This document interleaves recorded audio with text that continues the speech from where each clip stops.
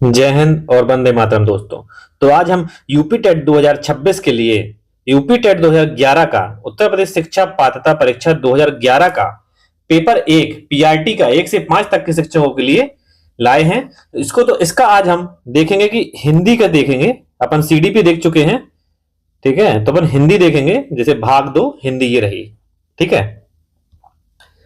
तो देखिए, पहला इसका प्रश्न है, इनमें से मतलब जो दिए गए हैं प्रश्न संख्या 31 से 33 के नीचे कुछ शब्द दिए गए हैं जिनमें प्रयुक्त उपसर्ग चुनकर लिखिए।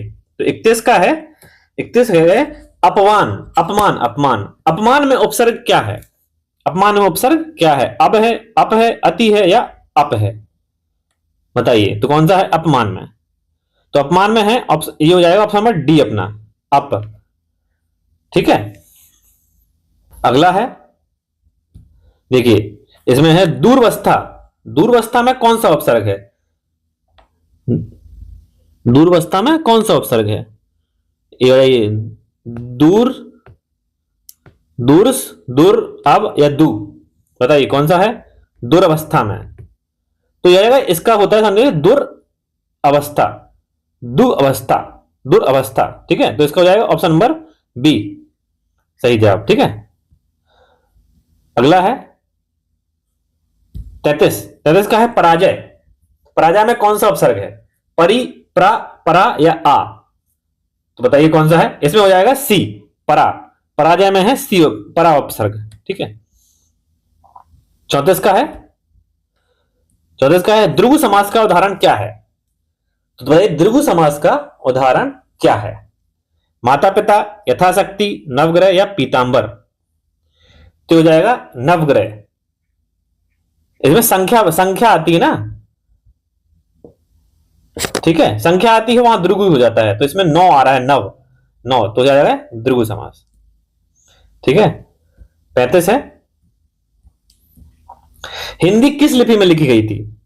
ब्राह्मी, देवनागरी, खरोष्ठी या गुरुमुखी? बताइए हिंदी। तो 35 का हो जाएगा बी, ये देवनागरी लिपि में लिखी गई थी, ठीक है। अगला है 36, सर्वनाम के कितने भेद हैं? सर्वनाम के कितने भेद हैं? 6, 5, 7 या 4? तो देखिए अपने सर्वनाम के भेद होते हैं 6 होते हैं सर्वनाम के भेद, ठीक है। अगला है 37, आकाश डैश पाताल के बीच लगने वाला योजक चिन्ह कौन सा है? बताइए। अल्प विराम है, विस्मयादि बोधक है, योजक चिन्ह है और उद्धरण चिन्ह है। तो इसको जो ये डैश होता है ना बीच में, इसको अपन योजक चिन्ह कहते हैं। हमने पहले ही क्वेश्चन में बता दिया था योजक चिन्ह, ठीक है। तो इसका सी हो जाएगा योजक चिन्ह है ये, ठीक है। 37। 38 है, यह नई साड़ी है, वाक्य में नई शब्द है, सर्वनाम है, क्रिया है, क्रिया विशेषण या विशेषण है? 38, तो यह है अपना विशेषण, नई। तो इसकी साड़ी की विशेषता बता रही है ना, नई साड़ी की विशेषता बताएगी, तो यह विशेषण हो जाता है, ठीक है। 39 है, 39, नीचे दिए गए विकल्पों में से तत्सम शब्द का चयन कीजिए। तत्सम शब्द कौन सा है? आम्र, दूध, शहद या खिड़की? तत्सम शब्द होते हैं संस्कृत, अधिकतर संस्कृत वाले शब्द ही तत्सम शब्द कहलाते हैं। संस्कृत जैसे मात्राएं आती हैं, ये ऐसे वगैरह, री की लकार आती है, ये सब। तो उसमें देखिए आम्र, ये हो जाएगा 39 का, ठीक है। देखो दूध में कुछ नहीं, खिड़की, शहद, ये सब अपन ऐसे, ठीक है। तत्सम शब्द है आम्र। 40 है, दिए गए विकल्पों में से तत्सम शब्द का चयन कीजिए। इसमें नहीं, सॉरी, तद्भव शब्द का चयन कीजिए, तद्भव, ठीक है। तद्भव शब्द का चयन, बैंक, अमीर, अग्नि या मुंह? देखिए इसका हो जाएगा 40 का।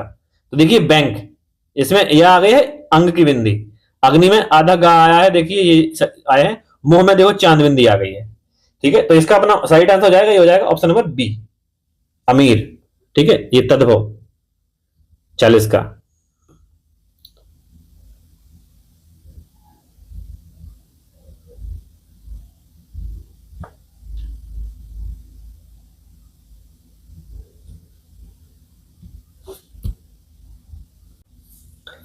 ठीक है। अगला है 41, निम्नलिखित में से कौन सा शब्द सूर्य का पर्यायवाची नहीं है? तो सूर्य का पर्यायवाची कौन सा नहीं है? देखो दिनकर भी है, रवि भी है, अंशुमाली भी है। तो इसका सही जवाब हो जाएगा, ये हो जाएगा अपना सही जवाब डी, यामिनी।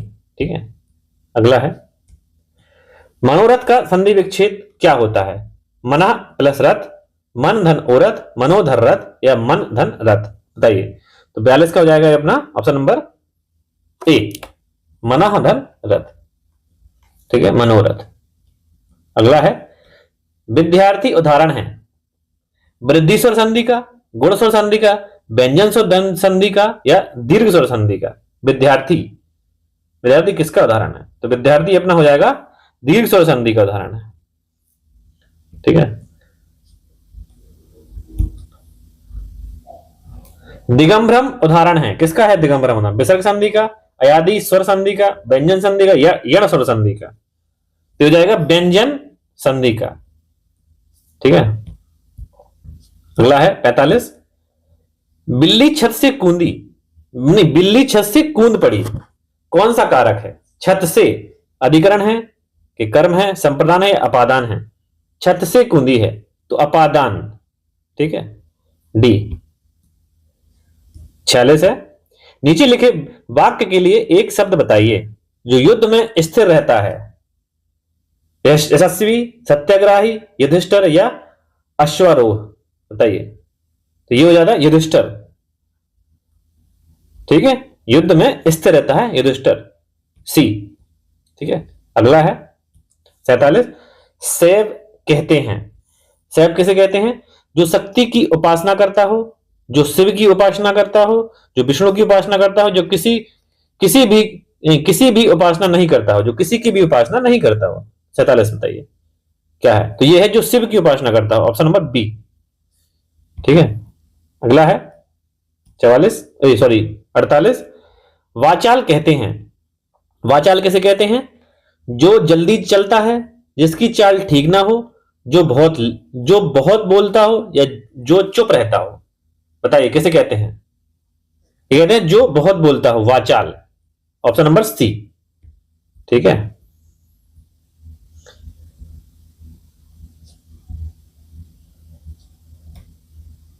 अगला है 49, श्याम धीरे धीरे चलता है। तो धीरे धीरे शब्द क्या है? क्रिया है, क्रिया विशेषण है या इनमें से कोई नहीं है, बताइए। तो यह है क्रिया विशेषण, धीरे धीरे चलना। ठीक है, क्रिया भी है, बता भी रहा है कि कैसा कैसा चलता है, धीरे धीरे। तो ये धीरे धीरे मतलब धीरे धीरे चलना क्रिया भी है। ठीक है, और विशेषण भी है, क्रिया विशेषण। अगला है निर्देश दिए गए हैं कुछ। पृष्ठ संख्या 50 से 52 निम्नलिखित शब्दों में वर्तनी के अनुसार शुद्ध शब्द का चयन कीजिए। तो बताइए 50 में का शुद्ध शब्द क्या है? 50 में का, ठीक है, अनुसंगिक, अनुसंगिक, अनुसांगिक या अनुसंगिक, कैसे लिखा जाएगा? बताइए अनुसंगिक कैसा लगेगा? ये हो जाएगा 50 में का ए, सही। ठीक है, 51 में आइए, अंतरिक्षी कैसे लिखा जाएगा? कैसे लिखा जाएगा अंतरिक्षी, बताइए। तो ये हो जाए अंत्यरक्षी। ठीक है, ये ऑप्शन नंबर 20 का। 52 का बताइए सुषमा कैसे लिखा जाता है? सुषमा देखिए अधिकतर ये ऑप्शन नंबर ए। ठीक है, अब फिर से निर्देश दिए गए हैं कुछ। ठीक है, प्रश्न संख्या 53 से 55 नीचे कुछ शब्द दिए गए हैं जिनके प्रत्येक शब्द में प्रयुक्त प्रत्यय विकल्पों को चुनिए। घुमक्कड़ में कौन सा प्रत्यय है? घुमक्कड़ में कौन सा प्रत्यय है? तो इसमें है अक्कड़ प्रत्यय, घुमक्कड़। ठीक है, डिबिया, डिबिया शब्द में कौन सा प्रत्यय है? डिबिया, ये हो जाएगा या। तो ये ऑप्शन नंबर ए सही जवाब है इसका। ठीक है, अगला है निम्नलिखित में से कौन सा बादल का पर्यायवाची है? अरे तो ये इसके शायद गलत आ गए हैं, ये इस वाले के यहां दिए गए हैं ऑप्शंस। ठीक है, तो इसका कौन सा पर्यायवाची है इसका? तो इसका है ऑप्शन नंबर ए, नीरद। ठीक है, अगला है इंद्रियों को जीतने वालों के लिए एक शब्द बताइए। कौन सा इंद्रियों को जीतने वाला किसे कहते हैं? दूरदर्शी, दत्तचित्र, कुशाग्र बुद्धि या जितेंद्र? तो इसे कहते हैं ऑप्शन नंबर डी, जितेंद्र। ठीक है, 58 आहा के बाद ये आप आ गए हैं वाक्य आहा शब्द है, क्या है आहा? बताइए। संज्ञा, सर्वनाम, अव्यय या विशेषण? तो ये है अव्यय।